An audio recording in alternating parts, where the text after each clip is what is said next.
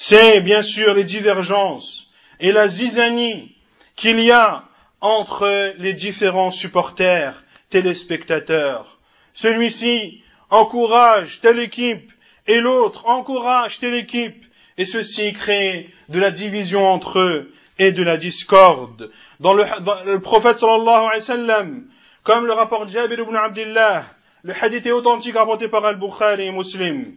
Jabir ibn Abdillah radiyallahu anhu dit: nous étions dans une armée et un homme parmi les muhajirin a frappé un homme parmi l'Ansar, et l'homme parmi l'Ansar a dit: oh Al-Ansar, il appelait les gens de sa tribu à venir l'aider. Et Al-Muhajir a dit: oh Al-Muhajirun, il appelait sa tribu à venir l'aider. Le prophète sallallahu alayhi wa sallam a entendu ceci et a dit: est-ce un appel de la période anté-islamique alors que je suis parmi vous? Ils ont dit: oh envoyé d'Allah, mais cet homme parmi les Muhajirin a frappé cet homme parmi l'Ansar. Le prophète sallallahu alayhi wa sallam a dit: délaissez-la, car elle est mauvaise. C'est-à-dire délaissez le fait de vous attacher à vos tribus, car l'islam est venu abolir ceci. Avant l'apparition de l'islam, les gens se secouraient les uns les autres et donnaient victoire les uns les autres de par leur appartenance à leur tribu.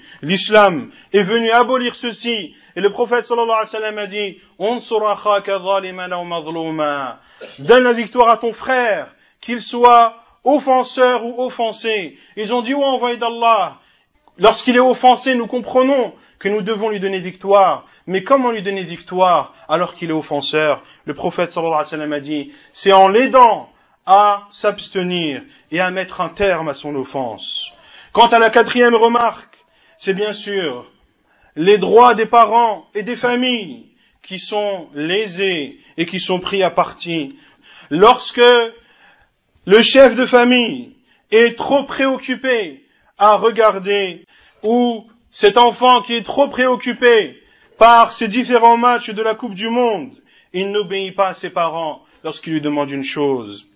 Et ce père de famille ne donne pas à sa femme et à ses enfants les droits qu'ils ont sur lui, car il est bien trop occupé à regarder l'avancée du match. Le prophète sallallahu alayhi wa sallam a dit: vous êtes tous des bergers et vous êtes tous responsables de vos troupeaux. Et d'être mauvais envers ses parents et de leur manquer de respect, de ne pas leur obéir, fait partie des plus grands péchés après le fait d'adorer autre qu'Allah. Et le prophète, Allah Azza wa Jal, a comparé l'obéissance des parents au tawhid. Allah Azza wa Jal a dit: et ton Seigneur a proclamé et a ordonné de n'adorer que lui et d'être bon envers les parents. Et le prophète, et Allah Azza wa Jal a dit également dans Surat Al-An'am, dit: venez, que je vous cite ce que votre Seigneur vous a interdit, de ne lui associer rien et d'être bienfaisant envers les parents. Et nous entendons à plusieurs reprises que des musulmans, des enfants musulmans, répondent à leur mère et à leur père et ne font pas ce qu'ils leur demandent de faire au moment où ils regardent un match de foot.